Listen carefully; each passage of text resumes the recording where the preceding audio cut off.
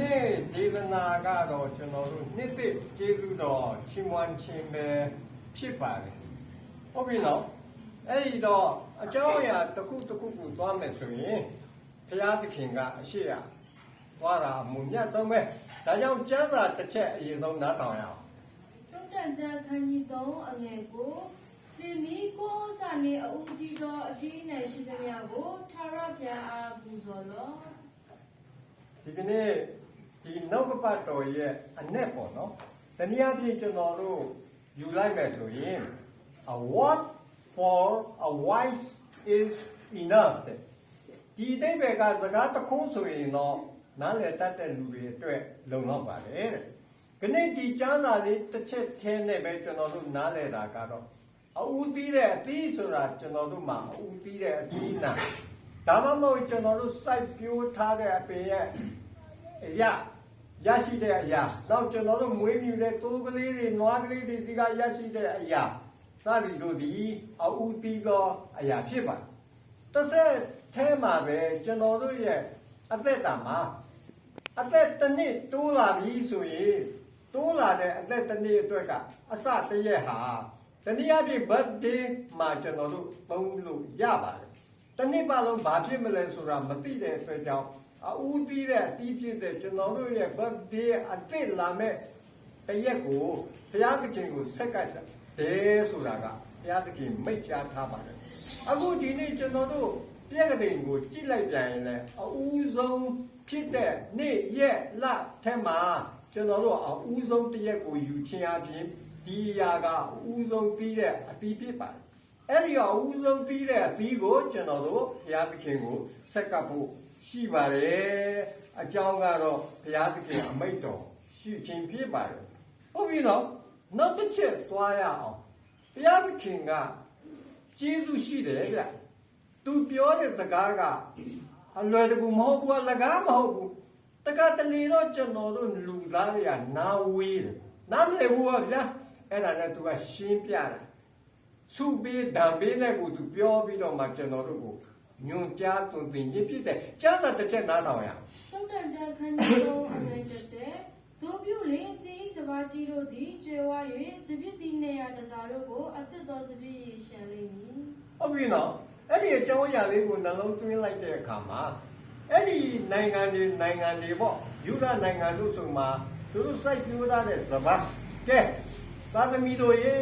မင်းတို့အဦးစီးသောအတီးကိုသင်မယ်ဆိုတော့မင်းတို့ရဲ့ဆန်စပါးတွေပေါ်များမယ်နော်စပါး30ထွက်တဲ့နေရာမှာစပါး100ထွက်အောင်ဘုရားသခင်လုပ်ပေးနိုင်တယ်အဲ့ဒီတော့စပါးဟာကျွန်တော်တို့လူသားတွေရဲ့အဓိကအစားအစာဖြစ်တယ်။သမင်းကိုနေ့တိုင်းစားရပါတယ်။အဲဒါကြောင့်မို့ဒီသမကျမ်းစာရဲ့အတိတ်ပဲက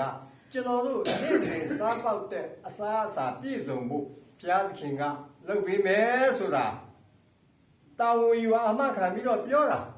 ဒီထက်ပိုပြီးတော့နည်းနည်းတိုးပြီးတော့ကျွန်တော်တို့စဉ်းစားကြည့်တဲ့အခါမှာလူဟာအစားအစာရှိပေမဲ့နေမကောင်းစားလို့မရဘူးဗျနော်ဘာဖြစ်လဲဆိုတော့ဆရာဝန်ကပြောမယ်ဟာဒီလူကဒီနေ့တော့သမင်းမကျွေးနဲ့အောင်ဆံပြုတ်လေးလောက်ပဲဟုတ်ပြီနော်နောက်တစ်ခုဒီတဲ့ပူဆိုးတာကကျွန်တော်တို့ခန္ဓာကိုယ်ထဲမှာရှိတဲ့အစိတ်အပိုင်းတွေပူဆိုးလာတဲ့အခါမှာလုံးဝအစားအစာကိုစားလို့မရတာတွေရှိတယ်ဒါကြောင့်မလို့အသက်မွေးလောက်တော့အစာလို့ဘုရားခင်ကကျွန်တော်တို့ကိုသွန်သင်လိုက်တဲ့ကကျွန်တော်တို့မိုးလင်းတဲ့အခါနေ့လယ်ညသာစားတဲ့အစာကဘုရားသခင်ရဲ့ကောင်းကြီးပါတယ်။ဒါကြောင့်ဆုတောင်းပြီးစားတာကလည်းအမြတ်ဆုံးဖြစ်တယ်။အဓိကကြတဲ့အစာကဆန်စပါးဖြစ်တဲ့အတွက်ကြောင့်ဘုရားသခင်ရဲ့နှုတ်ကပတ်တော်ကပြောလေမင်းတို့အစာပေါ်များမယ်။ဆိုတဲ့သဘောကမင်းတို့အားလုံးစားလို့လည်းကောင်းမယ်ဆိုတဲ့အဓိပ္ပာယ်ရပါတယ်ဗျ။နောက်တစ်ချက်သွားမယ်။နောက်တစ်ချက်ကျတော့ဗာလဲဆိုမင်းတို့စပြည့်ပြီးပြီးပေါ်များမယ်စပြည့်ရည်ပြီးပေါ်များမယ်နောက်ပြီးတော့မှအဲ့ဒီဥစ္စာတွေကရှံလိုက်မယ်တဲ့နော်ကျွန်တော်တို့နည်းနည်းလေး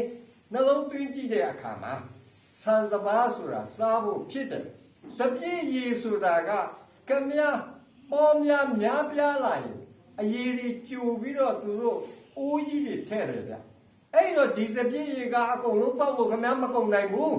စပြည့်ရေအကုန်လုံးတောက်ရင်ခင်ဗျားမူးသွားမယ်ဟုတ်ပြီနော်အဲ့တော့ဒီအကြောင်းအရာကိုနှလုံးသွင်းကြည့်တဲ့အခါမှာစပြည့်ရေဆိုတာပိုရှန်လာတဲ့အခါမှာရောင်းလို့ရတယ်ဗျရောင်းလို့ရတဲ့အခါမှာပိုက်ဆံရတယ်ပိုက်ဆံရတဲ့အခါမှာဟိုဟာဒီဟာအဝတ်အစားအဆောက်အဦလိုရတယ်လိုတာတွေကိုကျွန်တော်တို့သုံးဖို့ဖြစ်လာတယ်ဟုတ်ပြီနော်ကဲနည်းနည်းထားပြီးတော့တိုးပြီးတော့စဉ်းစားကြည့်တဲ့အခါမှာတခါတလေကျွန်တော်တို့ရဲ့စပြည့်ပင်စပြည့်ရည်တွေနဲ့တူတဲ့သာသမီတပည့်တွေနောက်ပြီးတော့ချစ်ခင်တဲ့လူတွေဦးရည်သားချင်းတွေအဆွေမျိုးတွေကအစတနည်းအားဖြင့်ကျွန်တော်တို့နားလည်လွယ်အောင်ပြောပြရရင်ကျွန်တော်တို့ကိုထောက်ပံ့တဲ့လူတွေ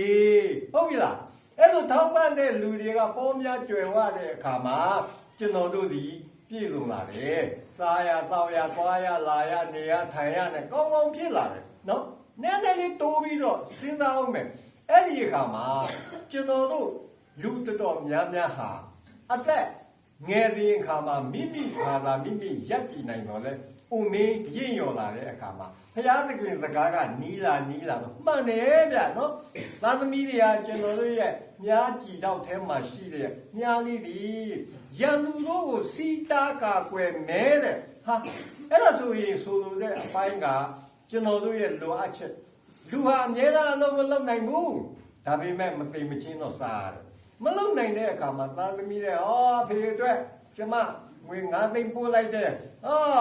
အဖေတို့အတွက်ကျွန်တော်ပတ်စံ9သိန်း6သိန်းပို့လိုက်တယ်ဒါတွေအများကြီးပဲဒီတဲ့ပို့ပြီးတော့မြင်တာကတူလေးတွေတူမလေးတွေဒီတဲ့ပို့မြင်တာကအသိတော်တစ်ခုစီရအသိသူအသိသားတွေကဆရာသမားတွေကိုပြန်လဲထောက်ပံ့တဲ့အခါမှာထိုနည်းတူမိဘဦးတွေကိုထောက်ပံ့တဲ့အခါမှာစပြည့်ရှံလိမ့်မယ်ဆိုတဲ့အတိတ်ပဲဘုရားခင်ပေါ်ပြထားတာအဲ့ဒါဒီကြောင့်ဘုရားသခင်ရဲ့စကားကတလုံးတည်းနဲ့အဝေးကြီးသွားတယ်ကျွန်တော်တို့အင်မတန်ဝမ်းမြောက်စရာကောင်းပါတယ်ဟုတ်ပြီနော်အဲ့ဒါလိုဖြစ်လာတဲ့အခါမှာဘာမဆိုအတုတ်အပြန်မို့နော် give and take လို့ခေါ်တယ်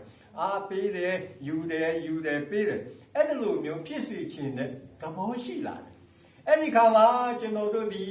ဘုရားသခင်ကိုဥတိုက်ပြီးတော့ဝတ်ပြုတဲ့အခါမှာကျမ်းစာတစ်ချက်ဖတ်ပြ59မြောက်သောစာလံအပိုင်းငယ်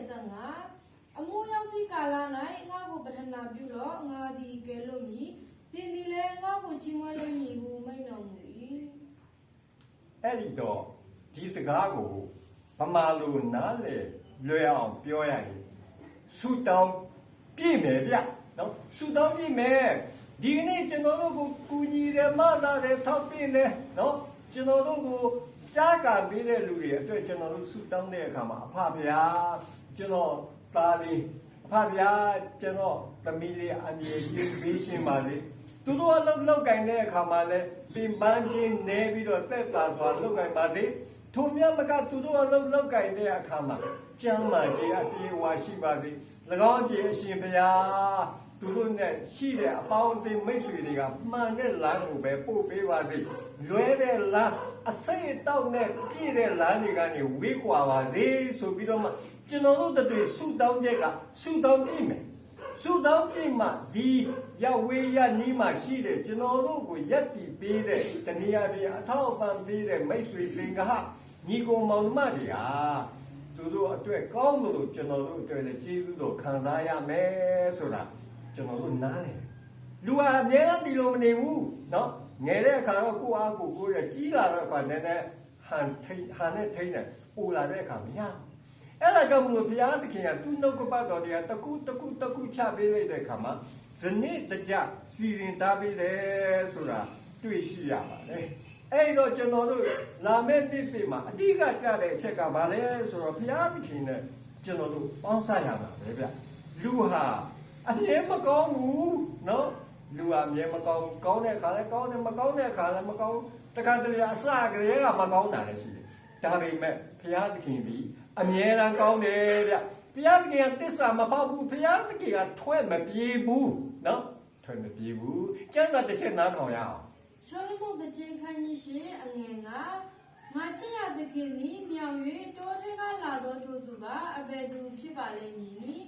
ငါသည်ရှောက်ချုပ်ပေအောက်မှတင့်ကိုနှိုးဆော်ခဲ့ပြီးထိုအရ၌သည်မိခင်သည်တင့်ကိုပေးစားခဲ့ပြီးထိုအရ၌တင့်ကိုဖွားမြင်သောသူသည်တင့်ကိုပေးစားခဲ့ပြီး ဒီအကြောင်းအရာလေးကိုနှလုံးသွင်းလိုက်တဲ့အခါမှာရိုးရိုးဇလန်းလေးတစ်ပုဒ်ကနေပြီးတဖြည်းတဖြည်းဖျားသခင်ကသူ့ကိုဆွဲယူတဲ့အချက်ကိုရောက်သွားတယ်ပထမတစ်ခုတော့ဟိုးတော်တွေကနေပြီးတော့ရွာတဲကိုလှုပ်လှုပ်လက်လက်နဲ့ဝင်လာတဲ့မင်းမပြူလေးတယောက်ကသူ့ဘေးကမှယောက်ျားပြူလေးတယောက်လည်းပါလာတယ်ဟာဘယ်လိုလဲသူတို့ကဘယ်လိုဆိုင်လို့လဲဘယ်လိုပတ်သက်လို့လဲဆိုတော့စဉ်းစားရဖြစ်တယ်ဒါပေမဲ့သမာတရားသမာကျမ်းစာကဆက်လက်ပေါ်ပြတာဩဒီယောက်ျားလေးဟာဒီသမီးပြိုလေးကိုအတင်းအဓမ္မဆွဲခေါ်သွားပြီးတော့မှတနေရာရောက်မှအနိုင်ရထက်နဲ့ယူတာမဟုတ်ဘူးအခုသူတို့ဟာသဘောချင်းကိုက်ညီတဲ့အဖြစ်အမေနော်အမေပြီးစားထားတာအမေသဘောကျထားတာဒါကြောင့်လွတ်လပ်စွာသွားလာနေထိုင်ကြတယ်နော်သူတို့ကချစ်ချစ်ခင်ခင်နဲ့ပခုံးလေးဖက်ပြီးတော့လှုပ်လှုပ်လဲလဲနဲ့ရှောက်လာတယ်ဟုတ်ပြီနော်ဒီဘက်တစ်ကြောင်းပြန်လာမယ်ဒီဘက်တစ်ကြောင်းဆိုတာကကျွန်တော်တို့နောက်ကပတ်တော်ဘက်ကဒီဘက်ကတော့ကျွန်တော်တို့ဒီကနေ့နော်ဖျားသခင်ကိုအားကိုယုံကြည်ပြီးတော့ဖျားသခင်ရဲ့လမ်းအတိုင်းလိုက်လျှောက်တဲ့လူတွေဟာကိုယ်သဘောနဲ့ကိုယ်လှုပ်တာမဟုတ်ဘူးအမေသဘောတူထားတယ်ဆိုတာဖျားသခင်နော်ကျွန်တော်တို့ရဲ့အမေကျွန်တော်တို့ရဲ့အဖေအစစ်အမှန်ကဖျားသခင်ပဲဖျားသခင်ကသဘောကျနှစ်သက်ပြီးတော့မှကျွန်တော်တို့ကိုသားတော်ယေရှုနဲ့ယဉ်နှီးအောင်သူကဆက်သွယ်ပြီးတော့နှစ်သက်တယ်အဲ့ဒီခါကျတော့ကျွန်တော်တို့ဒီဘုရားခင်ရဲ့သားတော်နဲ့ယဉ်နှီးစွာဆက်ဆံပေါင်းတင်ပွားလာတဲ့အခါမှာအင်မတန်မူနတ်တယ်ခဏကျွန်တော်တို့ဘုရားသခင်ကိုဆက်ဆံတဲ့လူတွေဟာအမြဲတမ်းအသက်သက်ဆုံးပေါင်းတင်ဆက်ဆံသွားဖို့လဲရှိတယ်ဆိုတာနေ့ဒီမှာခံယူချက်ဖြစ်ရမယ်ဗျဟုတ်ပြီနော်ကျွန်တော်တို့ကျမ်းစာနောက်တစ်ချက်နားထောင်ကြည့်ရအောင် ရှောလမုတ်တချင်းခန်းကြီးရှိအငယ်7မှ7ဘာလာမုန်ကြီး၌ရှောလမုန်မင်း၏စပြည့်ဥယျာဉ်တော်တဆူရှိ၏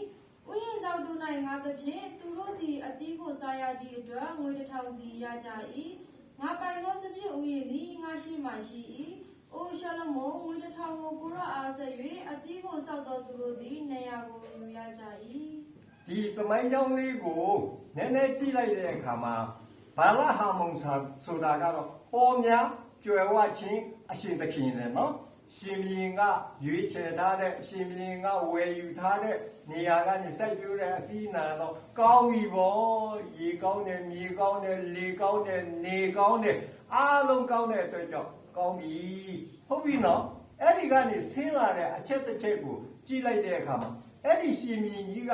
သူ့ရဲ့ခြံထဲကိုတစ်ခါသွားလေလေဗျာသွားလေတော့ခါမင်းသမီးလေးတွေလည်းပါတယ်နော်သူတို့စပြည့်ပြီးလေးတွေလည်းစားကြတယ်စပြည့်ခြံဆိုပေမဲ့ခြံရဲ့အပြင်ဘက်မှာဆိုသင်္ဘောသပန်းပင်တော့အခြားပင်တွေလည်းရှိတယ်ဗျတခါတည်းလှလှပပလောက်ထားတာနောက်တခါသူကဩဝါဒပြီးတော့မယ်ဆိုထိုင်မယ်လို့လေဆိုပြီးဟာတပည့်တွေကလထိုင်လာချပြီးတဲ့ဘေးနာကကိုရံတော်အမြဲတမ်းရှိတယ်ဗျကိုရံတော်နဲ့သူကဩဝါဒတွေပြီးတော့မှဟိုးမူကြီးမကြီးတယ်လည်းတိတ်ကြားကျင်လာတယ်လာဝိုင်းပြီးတော့နားထောင်တယ်အဲ့ဒီအချိန်ကမှခြံမှာလုတ်တဲ့လူကလည်းတို့နားထောင်ကျင်တယ်ကွာတို့လည်းကြားကျင်တယ်ဆိုသူတို့ကလည်းနည်းနည်းဟိုးအနောက်ကနားထောင်ကြတယ်ဟုတ်ပြီနော်အဲ့ဒီအကြောင်းအရာတွေနဲ့ပြီးသွားတဲ့အခါမှာဘုရင်ကြီးကအခွန်အကောက်ဆိုတာရှင်ဘုရင်ကြီးလုတ်တယ်လို့ပဲအဲ့တော့သူကကဲကွာမင်းတို့ကဲကိစ္စဝိစာတွေပြီးတို့မပြန်ခင်ကဲအမကြီးတို့နော်ဘာသာတိုင်းလို့အဲ့ဒီမှာဟိုနေအလုတ်သမားတွေကိုလည်းပေးလိုက်ပါအောင်ကွာသူတို့လည်းအများကြီးလုပ်တယ်ဆိုတော့အဲ့လိုအဖို့ခါပေးကြတယ်တဲ့ဟုတ်ပြီနော်တစ်ချက်ပြန်သွားမယ်အဲ့ဒီအခါမှာမိန်းကလေးတယောက်ကပြောတယ်ဟေးရှင်ဘီရင်လေဥယျာအကျယ်ကြီးရှိတယ်နောက်တော့အလုတ်သမားတွေအများကြီးရှိတယ်ကျမကတော့ဥယျာတကူပဲရှိတယ်အဲ့ဒီဥယျာကြံလေးကလည်းအမေတို့အဖေတို့ပေးထားတာအဲ့ဒီတော့ကျမကဥယျာလည်းခက်ချင်းချင်းလေးပဲကိစ္စမရှိဘူးကျမရှင်မရင်ကြီးလို့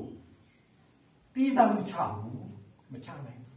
ကျမပေါင်လည်းမပေါင်နိုင်ဘူးကျမယောင်းလည်းမယောင်းနိုင်ဘူးအဲ့ဒီဥယျင်ကကျမတနေ့သောအခါမှာကျမချစ်သူနဲ့အတူနော်အိမ်တော်ရဲ့သားကြတဲ့အခါမှာကျမလည်းစားပေါက်မယ်သားသမီးလေးတွေလည်းသုံးဆွဲစားပေါက်မယ်ဆိုတော့ကျမတင်းခံတာတဲ့ဟုတ်ပြီနော်အဲ့ဒါကိုကျွန်တော်တို့နောက်နည်းနည်းဆုတ်လိုက်နောက်ဆုံးပြီးတော့တကြောင်သွားလိုက်တယ်ဒီနေ့ကျွန်တော်တို့လူသားတွေအားလုံးကဥယျာဉ်တဆူရှိတယ်အမေပေးသားတာအဖေပေးသားတာတနည်းအားဖြင့်ဘုရားသခင်ပေးတဲ့နှလုံးသားဆိုတဲ့ဥယျာဉ်ရှိတယ်ကျွန်တော်တို့ဒီနှလုံးသားကိုဒီယုံကြည်ချက်ကိုကျွန်တော်တို့ဘယ်အရာမှကျွန်တော်တို့မဆက်ကပ်နိုင်ဘလို့ကမှလည်းမပေးနိုင်ဘူးငါလည်းမငါဘူးဟိုရောက်ဒီရောက်လည်းမလုံနိုင်ဘူးကျွန်တော်တို့လုံနိုင်တာကကျွန်တော်တို့ကျမတို့ရဲ့ဥယျာဉ်ကြံတဲ့တူတဲ့နှလုံးသားဟာမယောင်းမပေါင်ပဲနဲ့ထားရှိပြီးတော့တနေ့သောအခါမှာကျွန်တော်တို့နောင်လာနောက်သားမျိုးဆက်တစ်တွေအတွက်လည်းထားမယ်